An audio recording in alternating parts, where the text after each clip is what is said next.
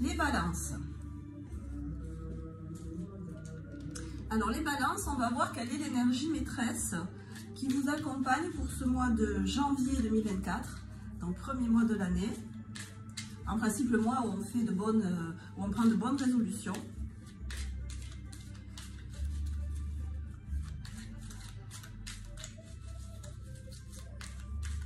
Alors les balances pour janvier 2024.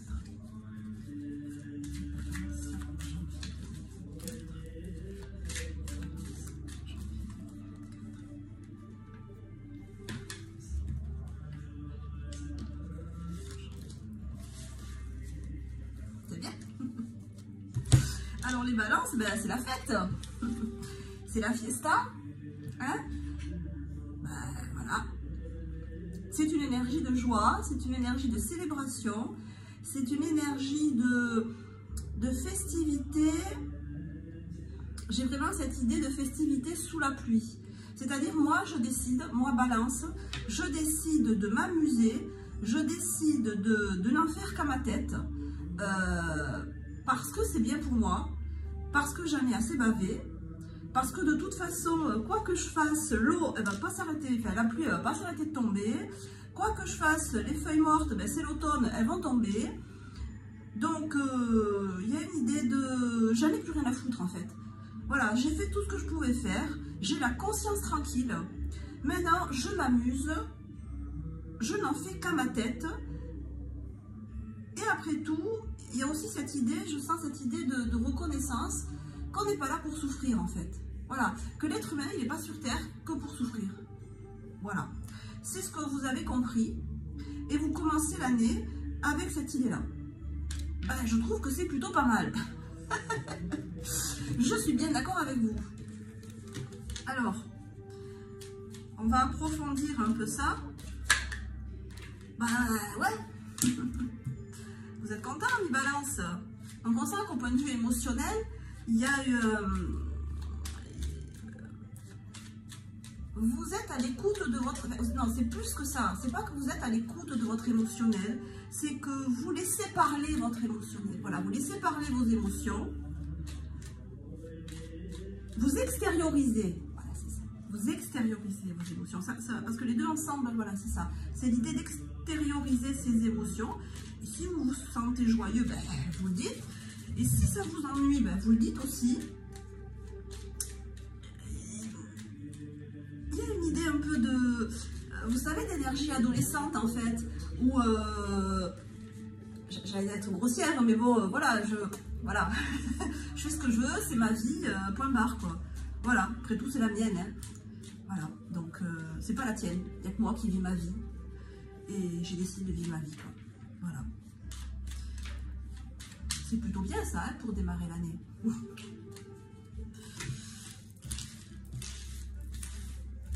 Balance janvier 2024. Balance janvier 2024. Les balances janvier 2024.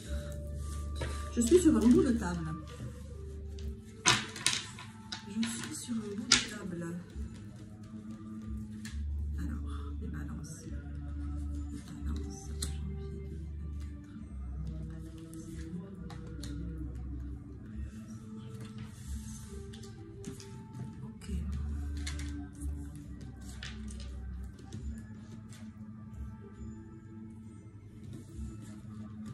Donc c'est cette idée-là qui se trouve approfondie en fait avec ce premier tirage. C'est-à-dire que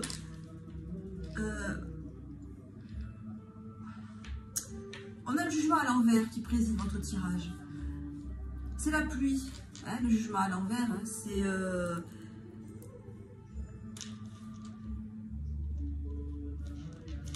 le jugement à l'endroit, c'est la vocation, l'appel à une vocation, la résurrection. Donc à l'envers, c'est je m'enterre en fait. J'enterre mon idéal, j'enterre mes idéaux, je m'enterre moi-même. Donc quelque part, c'est parce que vous vous êtes enterré que vous avez ce regain, cette bouffée d'énergie, cette bouffée de joie. Parce qu'en fait, c'est pas vous qui vous êtes... Vous ne vous êtes pas enterré vous-même, vous avez enterrer votre ego. Alors consciemment ou inconsciemment. Mais en fait, c'est comme ça que je le ressens là. C'est l'ego qui a été enterré. Alors l'ego, c'est au sens super large. Hein.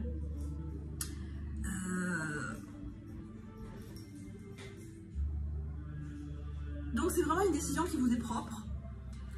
Cette idée de profiter, de vous exprimer, d'agir à votre guise, d'être joyeux si vous avez envie d'être joyeux.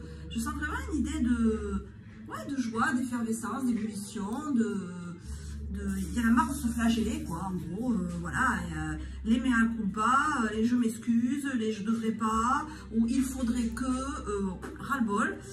Et c'est comme si en face de vous, avec la papesse, vous aviez une espèce d'autorité, non pas d'autorité, de confirmation, de soutien, d'approbation. Voilà. C'est comme si vous aviez une approbation silencieuse en face de vous, une confirmation, une approbation. Alors, ça peut être de l'ordre de l'immatériel, en fait, la papesse, la telle manière que je ressens. Ça peut être comme un ancêtre, ça peut être une grand-mère, un aïeul, qui de l'au-delà, parce que la papesse elle est toute blanche, vous voyez, on ne sait pas dans quel monde elle est la papesse. Donc ça peut être, voilà, l'au-delà, quelqu'un de l'au-delà qui vous dit, ben, tu as raison en fait, tu es dans la vérité. Voilà, ça peut paraître incongru ton attitude, mais tu es dans la vérité. Toi tu le sais et moi je le sais. Et ce soutien-là, il est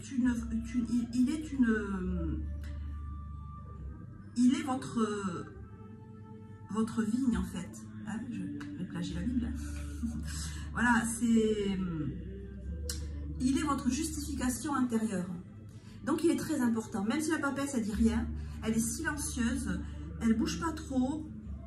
Peut-être qu'elle n'est pas visible, qu'elle n'est pas vue. Mais elle est très importante parce qu'elle valide tout ça en fait. Ou alors c'est un miroir à votre propre vérité intérieure. Votre entourage vous renvoie, votre relationnel vous renvoie un miroir à votre propre justification, vérité, divinité, esprit vierge, esprit oui, divin, intérieur. Alors, on va approfondir directement. Alors, la première chose qu'il faut dire direct, là, c'est la tempérance à côté de la papesse. Donc, on est vraiment dans ce que je vous disais tout à l'heure. C'est-à-dire que moi, j'ai vraiment l'impression que c'est comme un ange qui vous parlait, en fait. On est dans l'idée d'un rapport avec l'au-delà, d'un rapport avec le divin, d'un rapport avec Dieu, d'un rapport avec... on est presque dans l'immatériel, en fait. Il y a vraiment une communication, un échange qui vous rassure profondément. J'ai comme une idée de chaleur intérieure, en fait, de réconfort qui vous vient d'un ange. Ou alors, soit de circonstances, non, c'est pas des circonstances, c'est vraiment un rapport comme ça avec soit un relationnel. Non, j'ai vraiment pas d'idée relationnelle. Je sais pas à qui ça va parler, mais voilà, j'ai vraiment cette idée qu'on est dans le... on est dans la télépathie, on est dans la prière, dans la foi, on est vraiment dans la spiritualité là. Voilà, on est vraiment dans la spiritualité et ça vous donne une force énorme. Ça vous justifie, ça vous dit oui, c'est ça la vie, c'est ça la vie, oui, c'est ça. Ça peut paraître un peu fou, mais c'est ça la vie. Et alors là aussi, c'est très intéressant d'avoir le battleur à côté du jugement inversé. C'est-à-dire qu'une fois qu'on a tout perdu, donc vous, en l'occurrence, je pense que ce que vous avez perdu, c'est de l'ordre de l'immatériel. C'est-à-dire, voilà, des idéaux, des illusions, des peurs aussi. Vous avez perdu, vous avez laissé tomber. Et une fois qu'on a tout perdu, et bien, il vient cette espèce d'énergie primaire, comme un cri primal en fait, qui fait que... Alors ça me fait penser à un verset de la Bible qui dit, c'est quand je suis faible que je suis puissant. Voilà, c'est quand j'ai reconnu mon incapacité à aller plus loin, c'est quand j'ai reconnu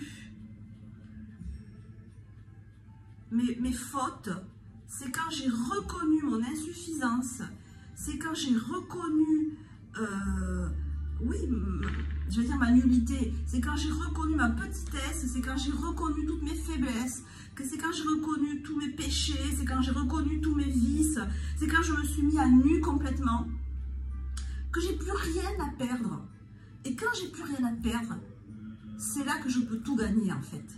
C'est là que je peux tout gagner. Et c'est ce que nous montre l'arcane 13 à côté de la fête, parce que c'est cette énergie de joie, c'est cette énergie de...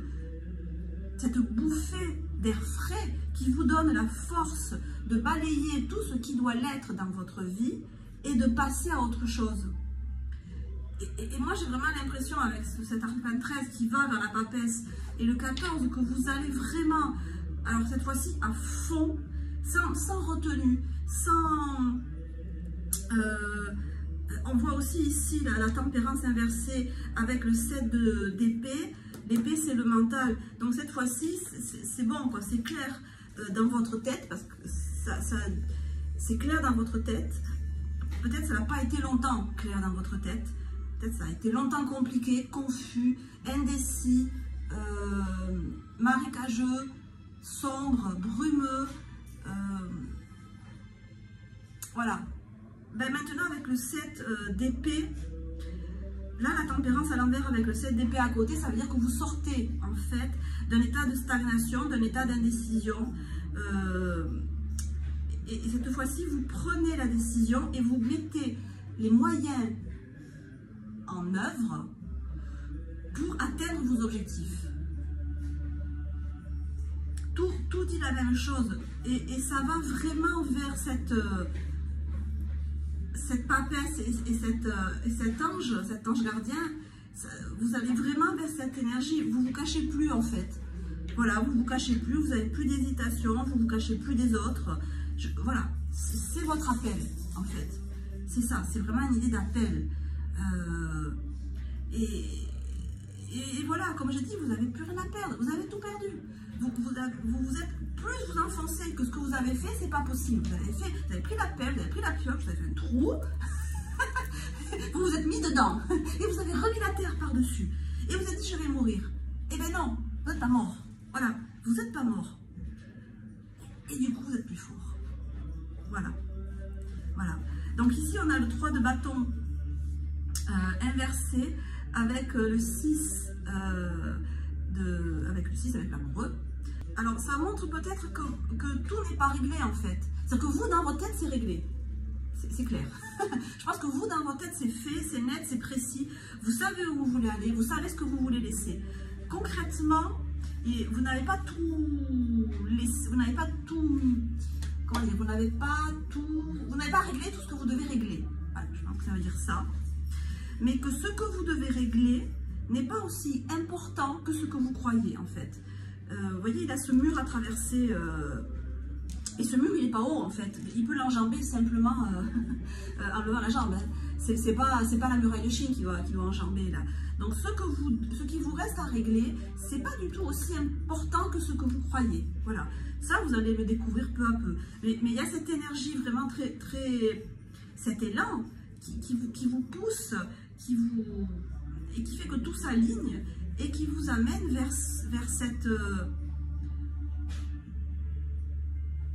ce chemin de lumière. Je ne sais pas comment le dire, il y a une telle idée de spiritualité là, il y a une telle idée de...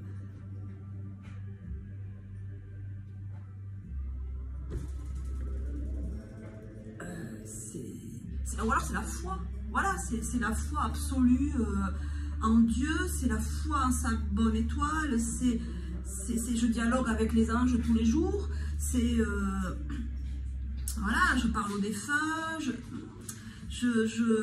Et ça me guide en fait, et ça peut être une vie de prière, hein. La vie de prière c'est extrêmement nourrissant. Voilà, c'est peut-être une redécouverte de la foi, une redécouverte de la force que ça peut donner d'avoir la foi. C'est une force, moi je l'ai découvert ça, c'est une force. Et peut-être que c'est ce que vous redécouvrez. Je pense que vous le redécouvrez, je pense que vous l'avez eu à une époque, et là vous l'avez plus eu. Et là vous le redécouvrez, et ça vous galvanise en fait, et ça vous ressuscite. Ça vous ressuscite, je ne sais pas quoi dire de plus en fait, c'est très bon, mais toujours est-il que cette spiritualité, là, cet appel du divin, c'est votre force, c'est votre nourriture, c'est la colonne vertébrale de votre vie et de votre corps, c'est ce qui vous maintient en vie, c'est capital, c'est vraiment capital. Alors, avec l'arcane, avec l'oracle du soleil, on a la défense.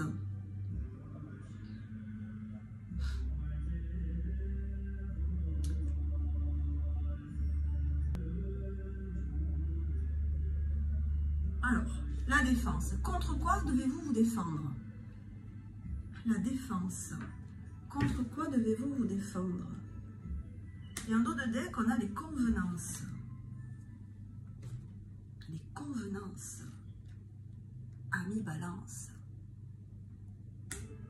Vous devez vous libérer des convenances, Ami Balance. On s'en fout des convenances, Ami Balance. Tant qu'on fait de mal à personne, ça balance, c'est le cas de dire, ça balance les convenances quoi. La défense, les convenances, les amis balance, tout rime, hein, c'est magnifique.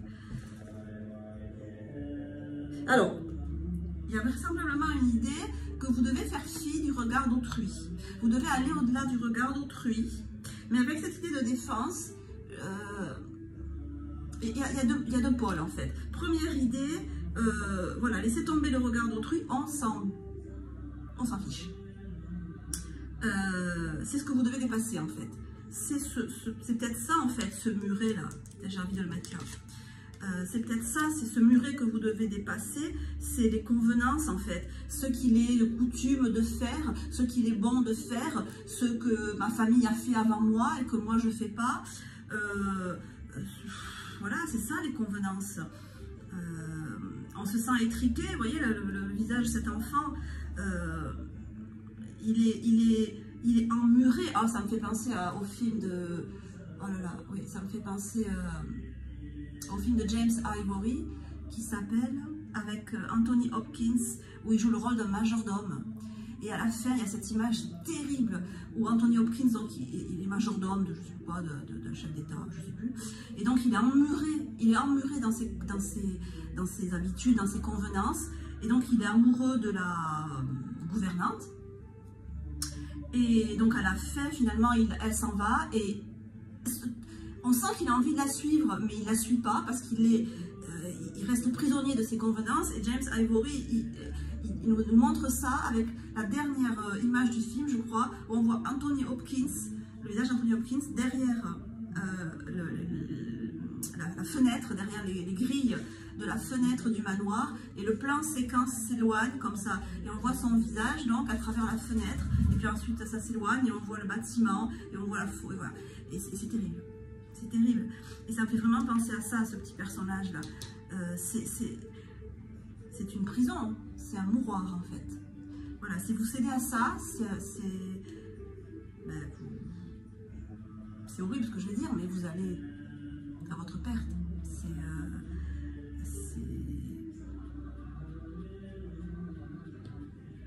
Et donc ça, c'est la première idée. Donc ça a l'air de rien là, parce que je dis, mais c'est super important en fait. Parce que c'est comme une prison dorée, mais c'est une sacrée prison. Hein. Parce que les murs là, ils sont bien épais. Donc pour vous extraire de ça, vous avez ça. Et c'est capital. Et il y a deuxième idée avec la défense, c'est que c'est pas seulement les convenances, là j'ai l'impression. Il y a plus une idée que vous devez aussi, comme si vous subissiez des attaques sur votre réputation, ou des on-dit, ou des voilà, comme si les gens pouvaient dire du mal de vous et que ça vienne à votre oreille en plus. C'est ça le pire. Parce que si s'ils disent du mal de vous et que vous ne savez pas, vous en fichez. Hein. Mais là, il y a cette idée de... Comme si le monde était petit en fait et que... Voilà, vous pouviez, je ne sais plus parler, vous pouviez avoir connaissance de... Quand vous casse du sucre sur le dos, qu'on dit du mal de vous, quand vous fait une mauvaise réputation. Et à ce moment-là, vous devez vous défendre de ça. Mais je me demande si c'est vraiment le cas ou si c'est vous qui pensez ça. Est-ce que vous devez vraiment vous défendre de ces attaques-là? Le 2 de bâton.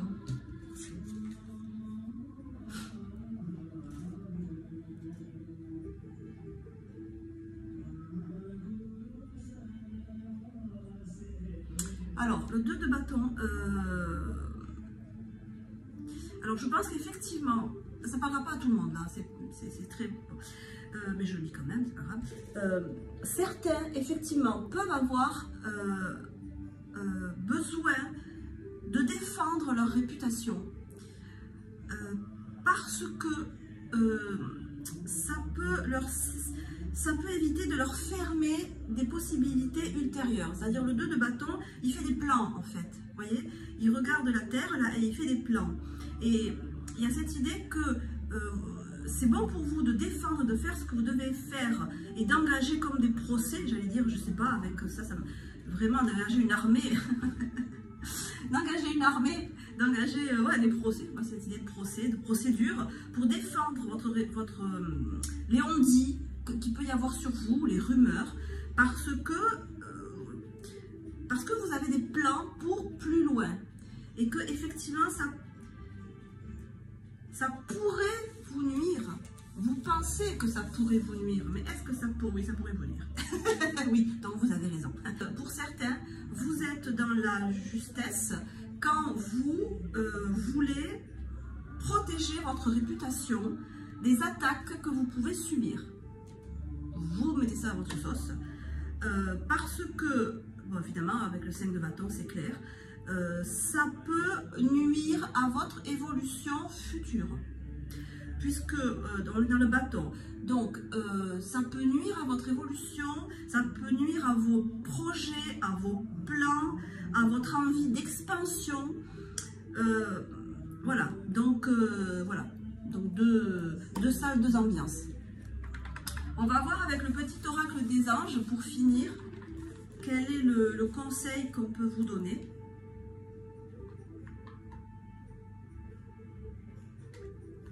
La confiance.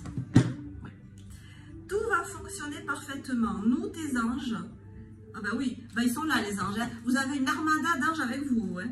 Nous, tes anges, sommes là pour te nourrir, te protéger et te guérir. Ben, ça, c'est vraiment ce que je vous disais tout à l'heure. Hein. Ça vous nourrit. C'est capital, là. C'est capital. Ça vous nourrit. Je ne sais plus ce que j'ai dit tout à l'heure, mais il me semble que j'ai dit, c'est votre colonne vertébrale, c'est votre nourriture, c'est l'air que vous respirez. C'est capital. Donc je recommence. Confiance, tout va fonctionner parfaitement. Nous, tes anges, sommes là pour te nourrir, te protéger et te guérir. Te guérir. Et confiance dans le pouvoir de guérison de notre amour. Nous t'aimons plus que tu ne peux l'imaginer. Alors effectivement, la guérison, on l'a là aussi. Hein, parce que le jugement inversé, la tempérance inversée, ça peut représenter aussi des problèmes physiques en tout genre.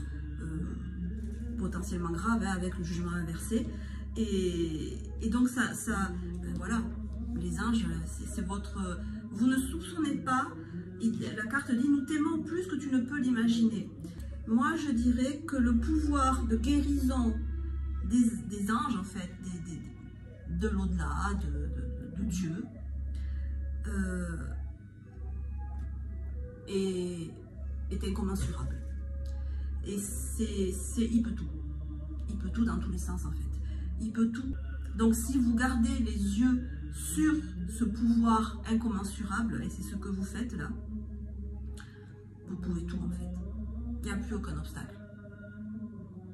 Si Dieu est avec moi, qui sera contre moi? Voilà, mi-balance, un sublime tirage. Je vous fais de très gros bisous, je vous souhaite un bon mois de janvier, je vous dis à bientôt, ciao ciao.